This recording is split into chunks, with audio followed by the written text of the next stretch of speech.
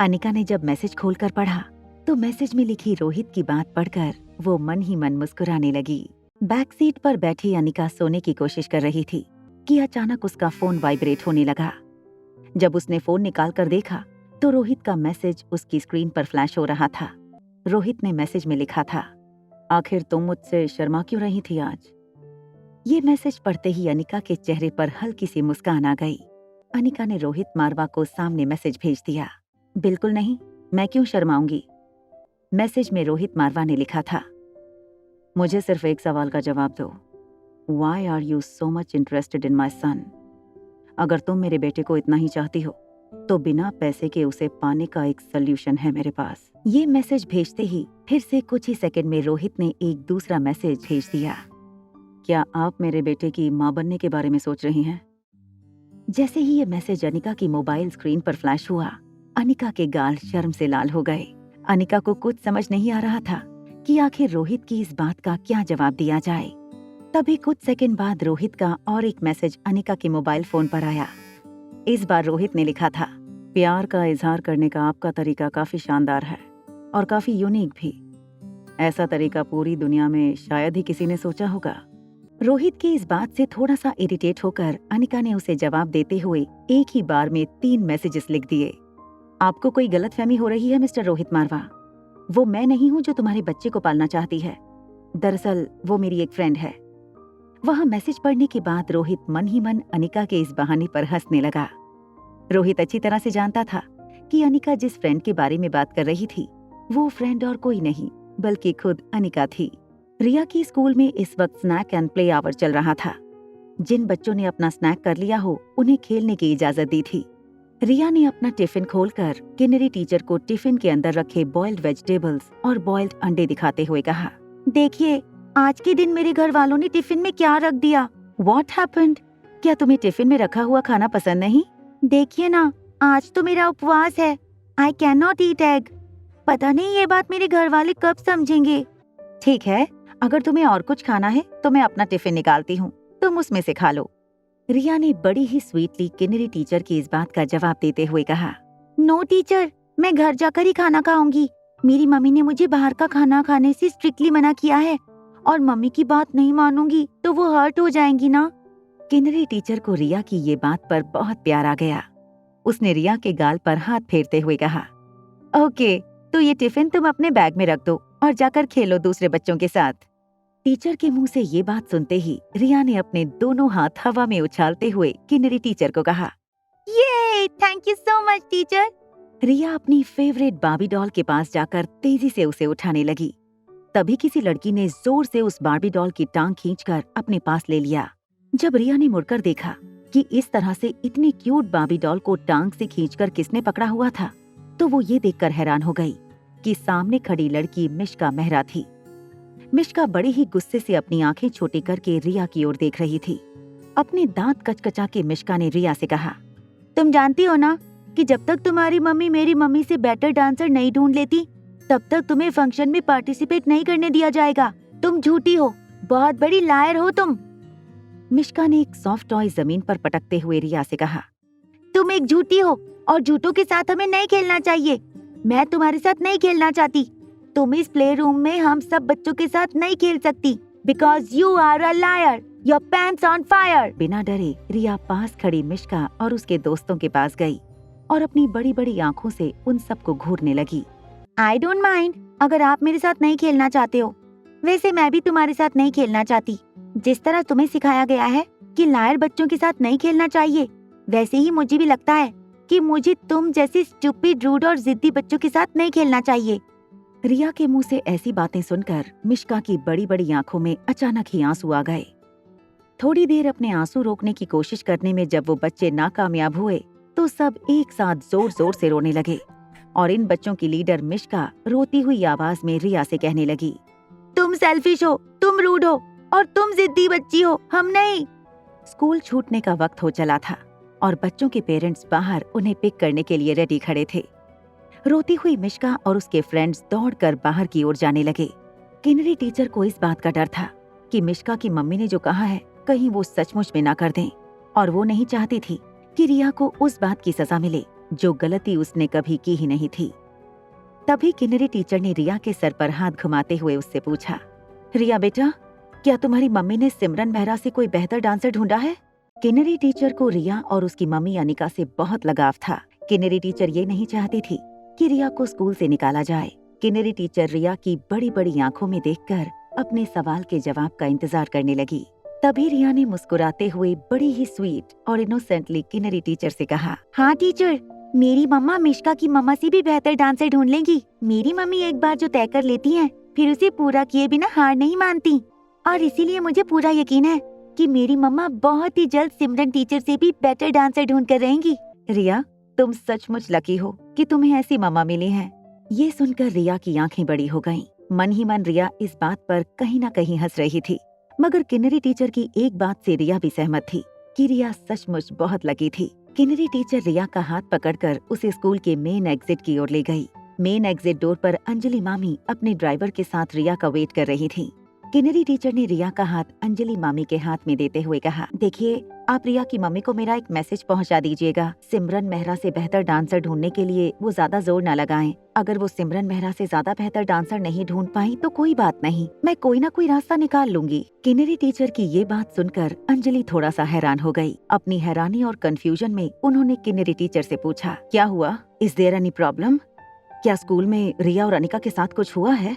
जब अंजलि मामी ने टीचर से कहा कि उसे कुछ नहीं पता, तो किन्नरी टीचर ने अंजलि मामी को जो कुछ भी हुआ था कुछ दिनों पहले सिमरन और अनिका के बीच में, उसके बारे में सब कुछ बता दिया। ये बात सुनकर अंजलि मामी थोड़ा परेशान नजर आने लगी। किन्नरी टीचर ने भी टेंशन में अपनी उंगलियां घुमाते हुए अंजलि मामी से कहा, इस बात की फिक्र तो मुझे भी है।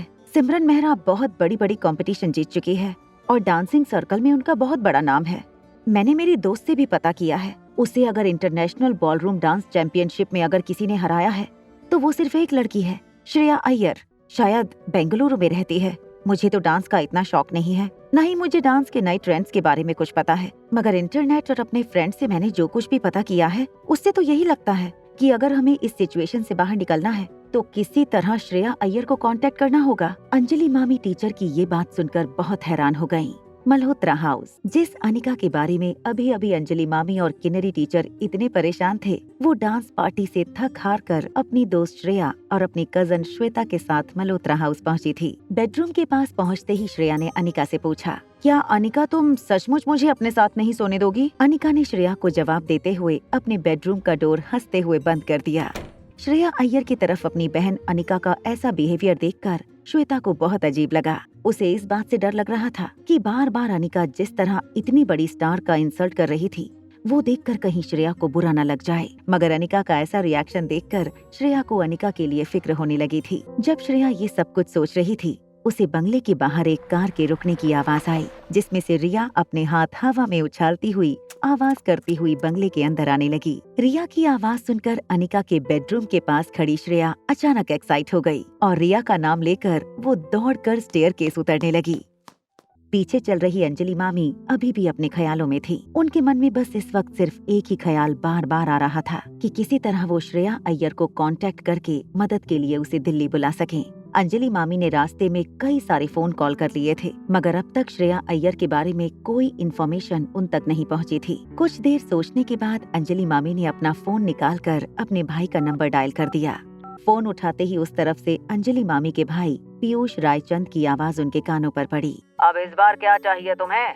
अंजलि मामी ने बिना भाई के हालचाल पूछे बस दबी सी आवाज में अपने भाई के पूछे हुए सवाल का जवाब देते हुए कहा, भैया, क्या आप मेरा कांटेक्ट श्रेया अय्यर के साथ करवा सकते हो? वो एक बहुत बड़ी डांसिंग सुपरस्टार है। जब अंजलि मामी अपने भाई के साथ फोन पर बात कर रही थी, तब उनकी नजर उन्हीं के बंगले में खड़ी एक अनजान लड़की पर पड़ी। वो लड़की रिया के साथ एक्साइट होकर बातें कर रही थी। रिया और वो अनजान लड़की एक दूसरे के साथ काफी खुश लग रहे थे। तभी वहाँ फोन अंजलि के भाई के हाथ से अंजलि मामी की भाभी मीनाक्षी ने फोन छीन लिया था। मीनाक्षी रायचंद ने अंजलि मामी से फोन पर ऊंची आवाज में बात करते हुए कहा, किससे बात करना चाहती हो तुम? ये क्या मजाक है? अंजलि, तुम माँ बेटी ने हमारे खानदान की इज्जत मिट्टी में मिलाने का फैसला कर लिया है क्या? ये लड़की श्रेया भले ही तुम्हारे साथ तुम्हारे घर पर रह रही हो, इसका मतलब ये नहीं कि तुम माँ बेटी सबके सामने हमारे परिवार का मजाक उड़ाती फिरो। अंजलि मामी की बेइज्जती करने के बाद तुरंत ही मीनाक्षी ने फोन काट दिया।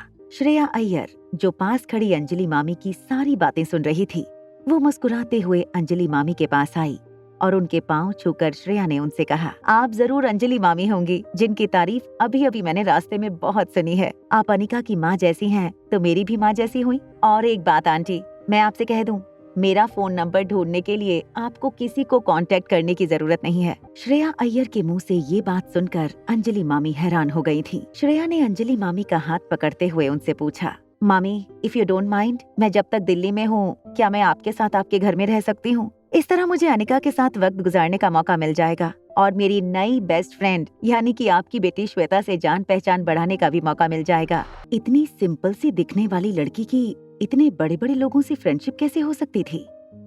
ये बात अंजलि मामी समझ नहीं पा रही थी, मगर अंजलि मामी इस बात से जरूर खुश थी कि जब श्रेया अय्यर खुद ही अनिका की बेस्ट फ्रेंड थी, तब तो सिमरन मेहरा को जरूर सबक सिखाने में श्रेया अनिका की मदद करेगी। ऊपर अनिका के बेडरूम में श्रेया अय्यर ने रिया को जोर से हवा में उछालकर उसका कैच किया। रिया जोर जोर से हंसने लगी और श्रेया से कहने लगी, ये वंस मोर श्रेया मासी, वंस मोर। श्रेया ने फिर से एक बार उसे हवा में उछालकर पकड़ लिया। रिया को जोर से हक करते हुए श्रेया ने कहा, मासी नहीं, तुम मुझे अपनी छोटी मम्मी कहो। पास ही बेड पर लेटी अनिका ने एक पिलो अपने कान पर रखते हुए बेडरूम में मौजूद बाकी लड़कियों से कहा, तुम लोग बहुत शोर मचा रही हो, मुझे अब सोना है। क्या तुम किसी इंसान को आराम करने में उसकी मदद नहीं कर सकते? थोड़ा सा कम शोर और हल्ला गुल्ला मचाकर। अगर तुम लोगों को खेलना ही है तो प्लीज बेडरूम के बाहर जाकर खेलो। और रिया, तुम भी एक बात समझ लो, कल सुबह तुम्हें स्कूल भी जाना है। अनिका की ये टॉन्ट सुनकर श्रेया ने रिया से कहा, रिया जरा अपनी मम्मा से कह दो कि अब तुम्हारी छोटी मम्मी यहाँ आ गई है, इसलिए वो जी भर के सो सकती हैं। ये कहते हुए श्रेया ने फिर से रिया को अपनी बाहों में उठा लिया और रिया से कहा, चलो आज रात तुम्हें अपनी छोटी मम्मी के साथ ही सोना है ताकि कल सुबह मैं तुम्हें तैयार करके स्कूल ड्रॉप कर सकूं। श्वेता ने श्रेया अय्यर से कहा, दीदी आप एक काम कीजिए, आप सामने वाले कमरे में रिया के साथ सो जाइए। अनिका को गुड नाइट और गुड बाय कहते हुए श्वेता, श्रेया और रिया वहां से चले गए। वैसे तो जब भी अनिका रिया को स्कूल ले जाती, वो उसे ठीक 7:30 बजे जगा देती। रिया को स्कूल छोड़ने के बाद तुरंत घर पर आकर फिर से सो जाती थी, मगर श्रेया सुबह ठीक 6 बजे जाग गई। फिर पहले खुद शावर लेकर तैयार हुई, फिर उसने रिया को जगाकर उसे शावर में भेजा। जब रिया शावर लेने लगी, तब श्रेया ने अपने चेहरे पर हल्का सा मेकअप लगाया और एक बहुत ही स्टाइलिश सनग्लासेस पहनकर फिर प्रॉपरली ड्रेसअप होकर वो रिया को स्कूल छोड़ने गई। जब वो स्कूल के गेट पर पहुंचे, ठीक उसी वक्त सिमरन मेहरा और मिश्का मेहरा गेट की ओर अपनी कार से उतरकर आगे बढ़ रहे थे। मिश्का रिया को देखकर जोर जोर से चिल्लाने लगी, A liar is not allowed to go in the school। मगर इससे पहले कि रिया मिश्का को कोई जवाब दे पाती, मिश्का की मम्मी सिमरन मेहरा ने रिया को टोकते हुए कहा, इतनी छोटी सी उम्र में झूठ बोलना कहाँ से सीखा है तुमने? झूठ बोलना बिल्कुल अच्छी बात नहीं। हो सकता है तुम्हारी वजह से स्कूल में आने वाले बाकी बच्चे भी तुम्हारी तरह ही झूठ बोलना सीख लें, इसलिए तुम्हें पनिशमेंट मिलनी जरूरी है। क्योंकि सिमरन भी स्कूल की एक टीचर थी, वो उन बच्चों को पनिशमेंट दे सकती थी जो बच्चे स्कूल की कोई भी डिसिप्लिनरी एक्शन या स्कूल रूल्स के खिलाफ बर्ताव कर रहे हों। सिमरन मेहरा ने रिया को पनिश करते हुए उसे कहा, तुम यहीं स्कूल के गेट के बाहर खड़े रहकर 25 बार जोर जोर से कहो कि मैं एक्सेप्ट करती हूँ कि मैं एक झूठी बच्ची हूँ और आज के बाद कभी झूठ नहीं बोलूंगी। फिर अपनी आवाज बढ़ाते हुए सिमरन मेहरा ने रिया से कहा, come on now, go at the gate. Gate के पास खड़ी किन्नरी टीचर के लिए सिमरन मेहरा का ये बर्ताव अब बर्दाश्त के बाहर हो गया था। रिया और सिमरन के बीच में आकर किन्नरी टीचर ने सिमरन मेहरा से कहा, देखिए मिसेस मेहरा, ऐसी पनिशमेंट बच्चों को देना ठीक नहीं है, स्पेशली इस वक्त जब सभी बच्चों के माँ बाप उन्हें स्कूल छोड़ने आ रहे हैं। इससे बच्ची के छोटे से मन पर क्या असर पड़ेगा?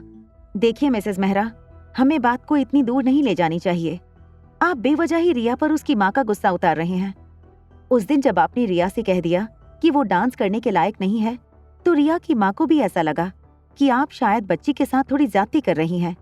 इसीलिए उन्होंने कहने के लिए बस कह दिया कि वो आपसे बेहतर डांसर ढूंढ के लाएंगी। देखो टीचर, अब एक बात बोलती है तो उसे निभाने में ही असली कैरेक्टर की पहचान होती है।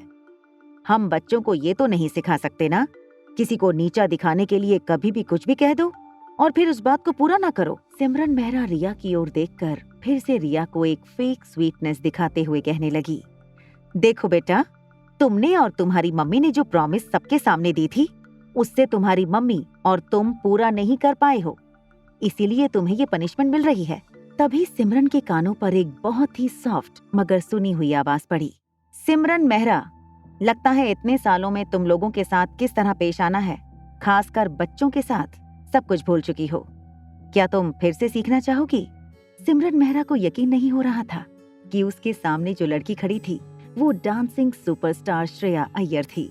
श्रेया ने दूर से ही अपने सनग्लासेस फिर से अपने सर पर चढ़ाते हुए सिमरन मेहरा से कहा, कुछ सालों पहले तुम एक बहुत ही घटिया डांसर थी, मगर अब तुम्हें देखकर मुझे लगता है कि तुम्हारी आंखों की रोशनी भी तुम्हारी डांस की तरह बहुत कमजोर हो गई है। तुम देख नहीं पा रही हो और ना ही जज कर पा रही हो। रिया के बॉडी मूवमेंट्स, उसका फिजिक और उसकी फ्लेक्सिबिलिटी एक डांसर के लिए एक बहुत बड़ा एसेट साबित हो सकती है। श्रेया को इस तरह अपने सामने खड़ा देखकर सिमरन मेहरा अपने मन में कुछ साल पहले हुई श्रेया और सिमरन के बीच में हुई कंपटीशन की रात को हुई बात याद करने लगी। इतने सालों में श्रेया डांसिंग की उस बुलंदी तक पहुंच गई थी जहां सिमरन उससे कभी नहीं मिलने वाली थी। जब सिमरन को समझ नहीं आया कि वो श्रेया को कैसे फेस करे, तो सिमरन ने अपनी बेटी मिश्का का हाथ किन्नरी टीचर के हाथ में दिया और बिना कुछ बोले मुड़कर अपनी गाड़ी की ओर तेजी से जाने लगी। किन्नरी टीचर इस बात से बेहद खुश हो गई थी कि आखिरकार अनिका ने सिमरन मेहरा से बेहतर डांसर और ट्रेनर ढूंढ लिया था। रिया को किन्नरी टीचर के पास छोड़ते हुए श्रेया फिर से गाड़ी में जाकर बैठने लगी। तभी उसने देखा कि सामने की कार में बैठी सिमरन मेहरा ने जैसे ही श्रेया को देखा, उसने गाड़ी का शीशा चढ़ा लिया। कार के अंदर बैठी हुई सिमरन मेहरा ने अभी अभी अपने मोबाइल पर एक वीडियो रिकॉर्ड किया था। वीडियो सेव करते हुए सिमरन मेहरा ने अपने ड्राइवर से कहा, साहब के ऑफिस ले चलो। आगे की कहानी जानने के लिए देखें अगला एपिसोड सिर्फ पॉकेट एफएम के यूट्यूब चैनल पर। और एक लड़की को देखा तो के सारे एपिसोड को सुनने के लिए डिस्क्रिप्शन में दी गई लिंक से डाउनलोड करें पॉकेट एफएम ऐप।